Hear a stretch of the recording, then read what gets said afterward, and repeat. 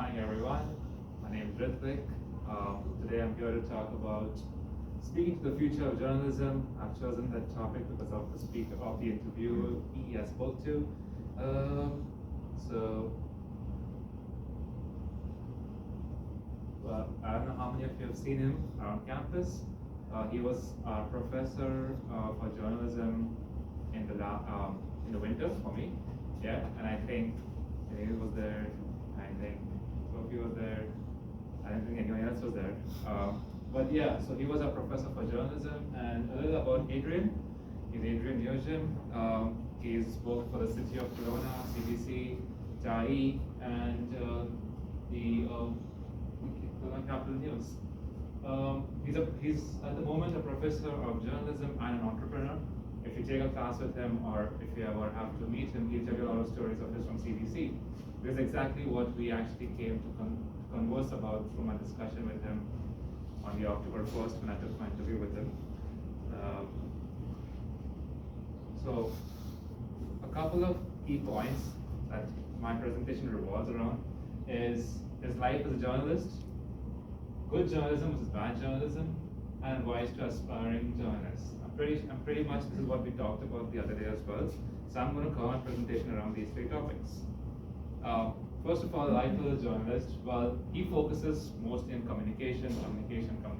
Even today, as a professor of journalism, he talks about how important communication is for him. Now, his communication is not only on emails, which everyone is doing these days, but even on paper and pen, even pencils, even all sorts of things that you can write with.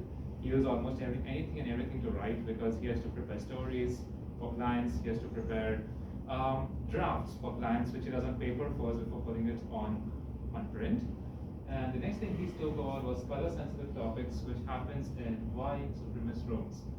This happened with the Global Capital News, not with CBC in his case, where he told me where he had to go to a white supremacist room and he had to basically talk to them about the story he was writing to bring Jamaicans into Kelowna for work opportunities. Now, how to get the white supremacist people to agree to such a topic?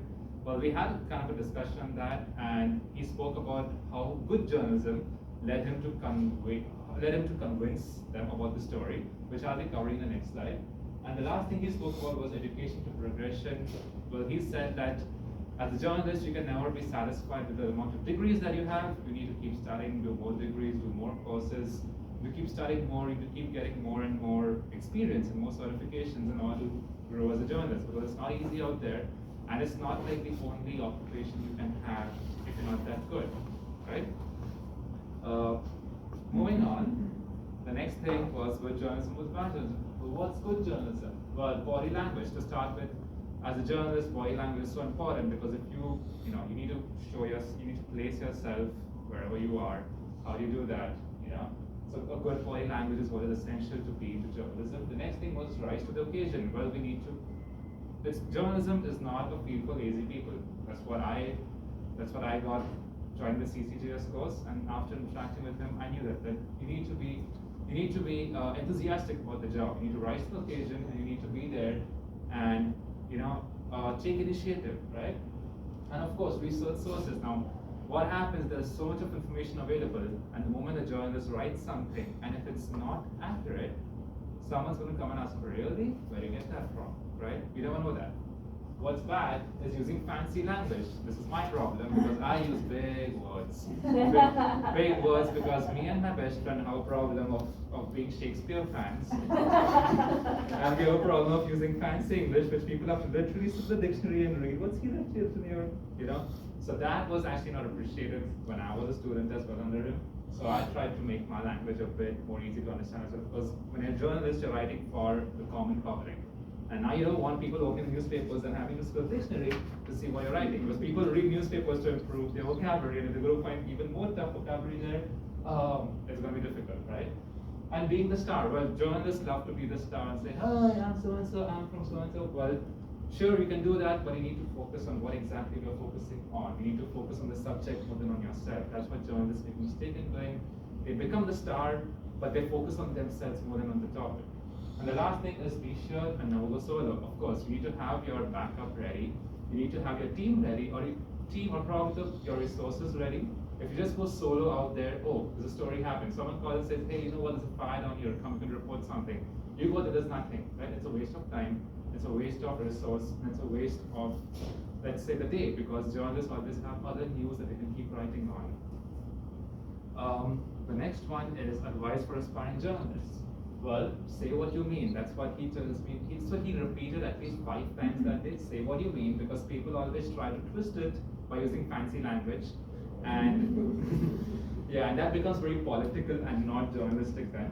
The second thing is never write for free. Well, we must have heard a lot of times, write for free. You know, you'll be seen over there. Well, writing for free is like underselling your own potential, your own talent. Maybe writing for free is good experience, but you may just suffer not, you know, upselling your own self. And follow instructions and be understandable. Well, it's necessary because as a professor as well, that's what he does. Most of his professor training comes from scuba, the training to the scuba diver, where things were told that these are the instructions, you just got to write as per the instructions. You just need to swim as per the instructions. And scuba diving for us, it's just that whatever the client gives you, this is what we need. Well, that's what you got to write. You don't need to add your own stuff and make it more colorful or more attractive. That's again a mistake which I made, probably being a student, probably to impress, right? Use colorful language and use big words, thinking he's going to impress. But no, I don't think clients want that, and he doesn't feel that as well. So in conclusion, I think these are the 3 most important takeaways from the presentation and from my discussion with him. Education to progression, that yes, we need to keep enhancing our knowledge, we need to keep getting certified in different things if you want to succeed as a journalist. Research to back action, well, research is always essential no matter what we do, so it's necessary. And say what you mean. Well, of course, say what you mean, because what you write over there, people are going to perceive you to be that kind of a person. And that is it.